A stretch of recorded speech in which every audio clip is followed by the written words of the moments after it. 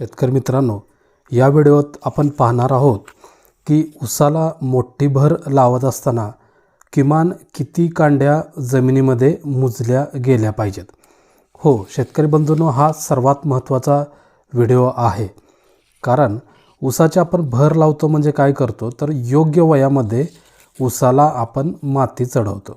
तर ही माती चढत असताना आपल्याला ऑलरेडी माहीत आहे की आपण बाळभरणी ही 3.5 महिन्यानंतर करतो आणि मोठी भरणी ही 4.5 महिन्यानंतरच करतो।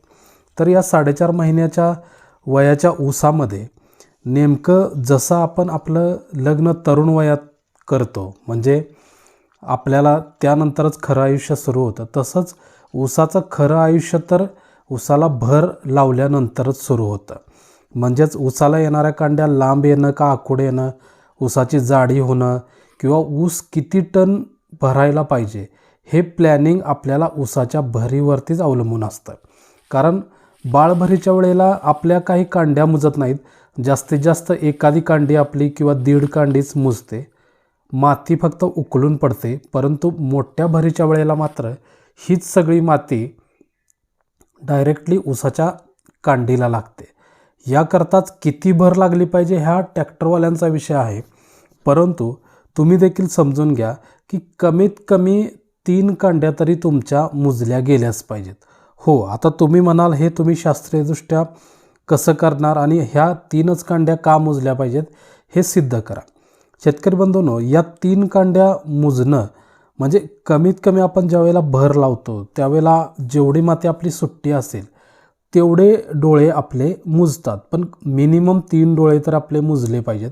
या 3 डोळ्यातूनच जे अनेक वेळेला आपण बघतो बघा, पावसाळ्यामध्ये एकदम जाड कोंब येतात, त्याची कांडी वितीपेक्षा लांब असते की जो कोंब आपला ऑलरेडी जो 7-8 महिन्याचा ऊस असतो त्यापेक्षा जास्त वजनाचा भरतो। हे कशामुळे होतं तर ह्या ज्या काही कांड्या मुजतात त्याच ठिकाणी आपण कुळवताना जे काही खतं टाकलेले आहेत, भले रासायनिक खतं असो अगर सेंद्रिय खतं असो, ती खतं याच डोळ्यांना लागून या डोळ्यातूनच जे कोंब येतात, म्हणजे कोंब याचा अर्थ काय, आपण ऊसाची कांडी लावतो म्हणजे काय, कांडीतूनच वर जो कोंब येतो त्याच्यापासूनच परत उत्पत्ती होऊन 6-7-8 फुटवे येतात। तर कुळवताना ज्या ह्या 2 ते 3 कांड्या मुजतात त्या प्रत्येक डोळ्यातून जो ऊस येतो त्याचं कांड वितीपेक्षा लांबच राहतं, त्याची जाडी अतिशय उत्तम असते। आणि या अवस्थेमध्ये फक्त कुठला रासायनिक खत टाकायचं आहे ह्यासाठी आपण आपल्या पिकांचे फोटो फक्त आम्हाला पाठवा, आम्ही त्यावेळेला नेमकं कुठलं रासायनिक खत टाकायचं, किती प्रमाणात टाकायचं, म्हणजे DAP किती टाकायचा, पोटॅश किती टाकायचा, MOP किती टाकायचा, मॅग्नेशियम सल्फेट किती टाकायचं, फेरस सल्फेट किती टाकायचं, झिंक सल्फेट असेल, बोरॉन असेल, मायक्रोन्यूट्रिएंट असतील, म्हणजे कुठली खतं, कुठली तणनाशकं, कुठलं टॉनिक किती प्रमाणात फवारायचं, या सगळ्यासाठी आम्ही आपले मित्र मार्गदर्शक गुरु ऊर्जा इंडस्ट्रीज या यूट्यूब चॅनलला आपण लाईक, शेअर आणि सबस्क्राईब केलं तर ऑलरेडी आमचे 81,500हून अधिक व्हिडिओ सबस्क्रायबर्स आहेत।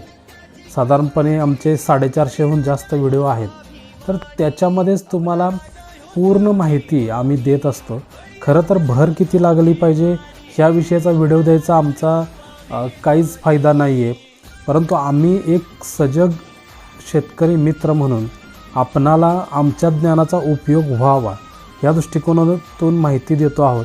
तर कमीत कमी आपल्या 3 कांड्या तरी मुजल्या पाहिजेत, त्यासाठी लागणारा रासायनिक खतांचा डोससाठी आपण आपल्या पिकांचे फोटो आम्हाला पाठवा, फ्रीमध्ये आम्ही व्हॉट्सअपवरती आपणाला माहिती देऊ। आणि याकरताच आमचं चॅनल ऊर्जा इंडस्ट्रीजला लाईक, शेअर आणि सबस्क्राईब मात्र आपण नक्कीच करा। आमचा व्हॉट्सअप क्रमांक आहे 98 90 66 90 83। नमस्ते।